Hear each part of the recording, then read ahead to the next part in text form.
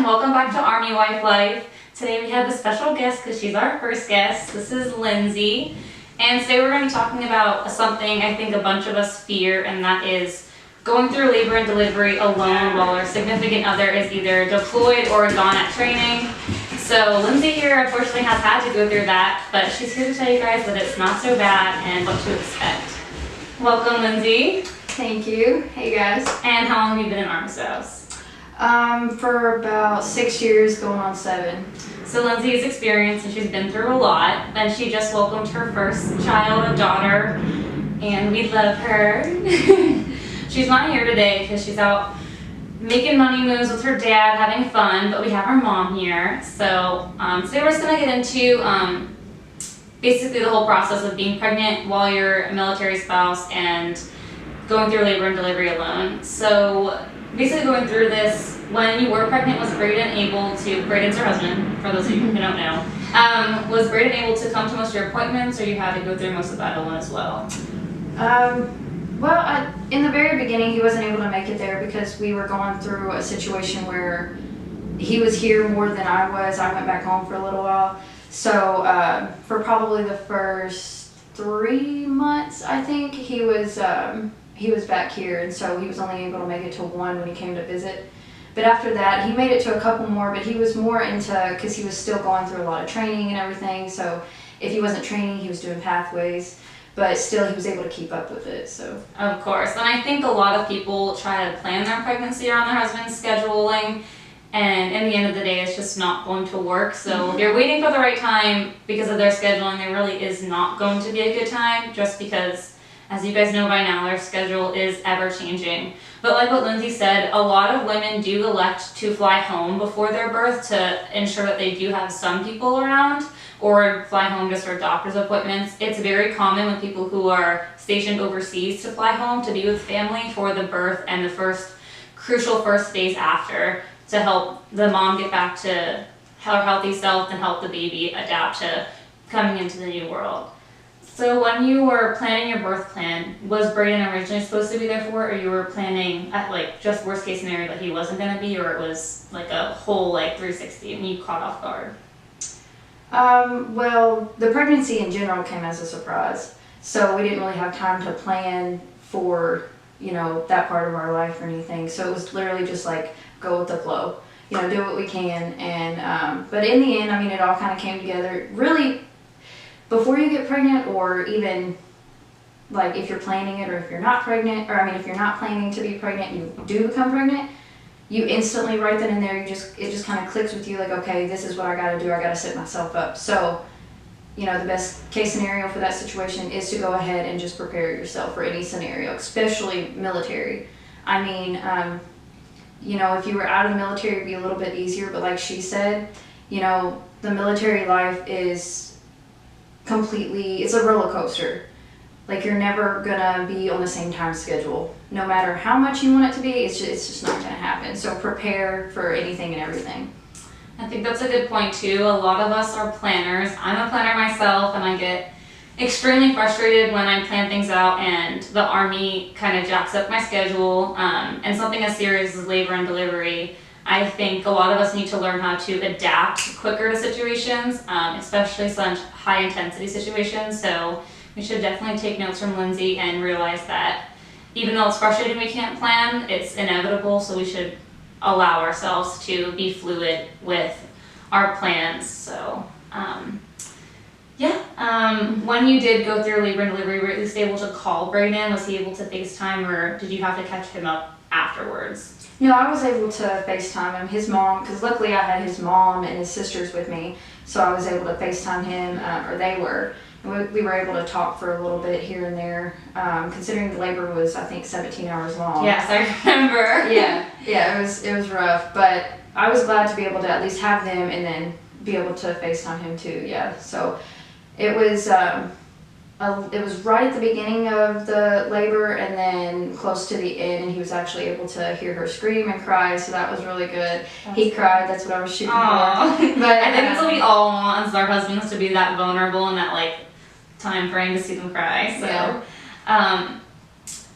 do you think that Brayden not being there took away from the whole experience of being a family, or do you think it kind of allowed you to have a special moment then, like just with Elena, you and your daughter, or do you think it took away from the experience because Brayden wasn't there?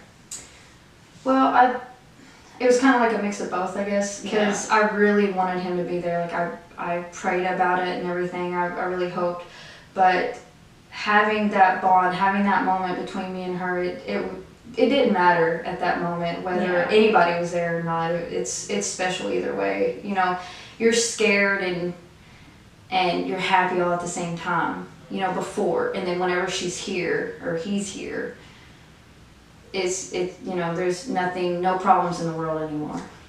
So I think that's the biggest takeaway for this. If you guys are really scared to go through labor and delivery alone, like Lindsay said, it's going to be stressful in the beginning, but the second that you get to hold your baby, it's not going to matter if he's here or there, because he's going to come home, and until then, you have your baby and you have your little family. Mm-hmm. So, but I think it is important to prepare yourselves and talk to your spouse about it. I know the Army does try to get their spouses home as much as they can, but there are about 13% of women a year who do have to give birth alone. And I'm going to link all this in the blog, all the stats and stuff, but there are about 13% of Army wives or military wives in general a year who do face labor alone because their husbands are unable to make it back due to deployment or training schedules.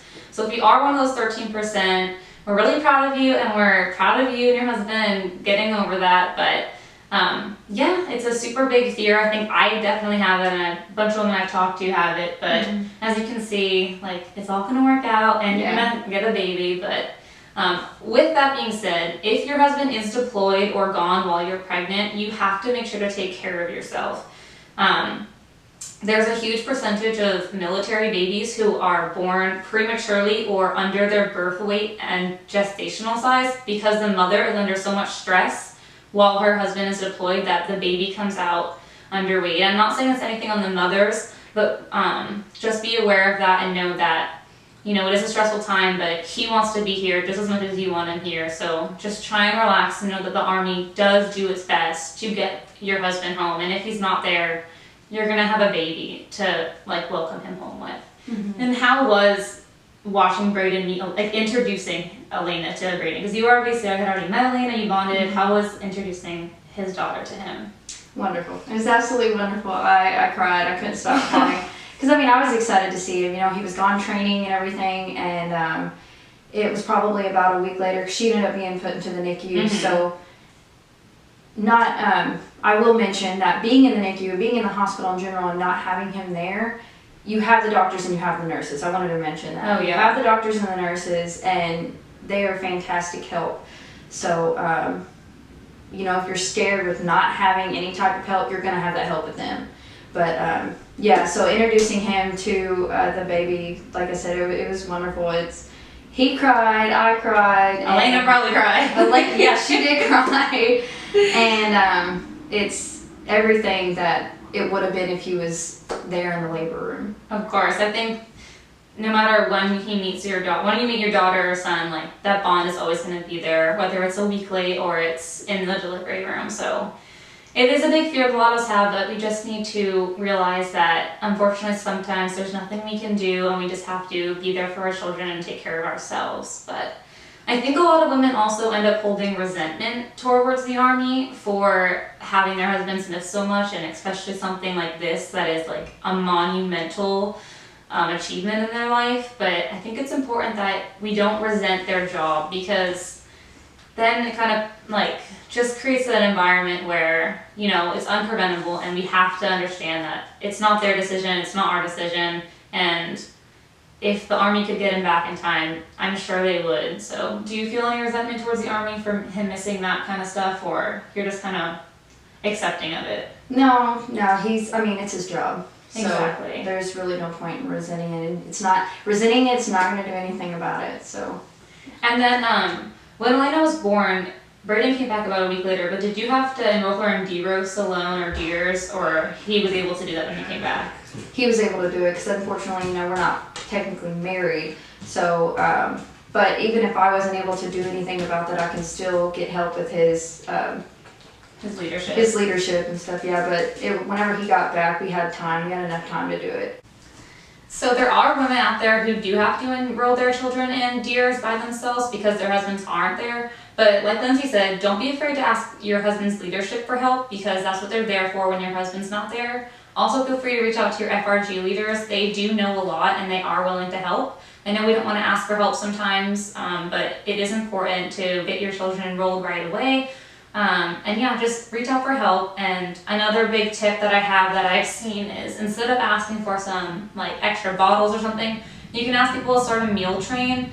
Basically just get some foods that you can put in the freezer and whip out after so you can just heat them up, because taking care of a newborn all by yourself is going to be exhausting and you want to be able to make everything else come as easily as possible. So some extra gifts you can do is having your dog walked, have one of your neighbors or your friends do it so you don't have to worry about taking your newborn outside to walk your dog, because our fur babies do need attention and love still. And also, don't be afraid to ask people for meals that you can heat up, or just come over and make company. Maybe ask someone to help you wash some bottles or wash some dishes. People are willing to help, especially if you're in a situation where your spouse is gone and you're dealing with a newborn alone. It's a lot to take in, especially alone. So don't be afraid to reach out. And so just be able to ask for help and reach out, and know that your husband is there in spirit, and as cheesy as that sounds, but he'll be home soon, and we don't want you guys to worry because there are women who go through it every day. There's about 1,300 a year who do have to go through this alone, and they are stronger because of it. And I'm sure that, like Lindsay said, once the baby was here, it all worked out. So any tips you have for them? Basically just know that you're going to get through it. No matter what the situation is, you're going to get through it, because as soon as you find out you're going to be a mother, it all just clicks, and you know instantly that you got to be strong, and you are strong. Whether you know it or not, you are. And just pretty much prepare for anything and everything, and you got it, no matter what. So yeah, we don't want you guys to be scared, and I will be linking the blog down below. It's going to have a bunch of resources that incorporate facts on women who give birth alone, and meal ideas, gift ideas, ways you can get your baby enrolled in DEERs without your husband there. There's a bunch of helpful resources and tips on dealing with pregnancy alone. And if you guys have any other questions or comments, feel free to put them in the comment section below, or leave a comment on the blog and send us a message, and we will try and help you out as much as we can. But the more women who share their stories, I feel like the more who aren't going to feel like they're alone, because some people will have to give birth alone and they'll be like, oh, all my friends' husbands were able to be there. But don't be jealous. Just understand that sometimes it doesn't work out the way you want it, but it doesn't make that moment any less special. And there are other women who have gone through it and made it out. So thank you guys for tuning in. This will be the post for the week, and then we'll see you guys next week on Friday. Bye.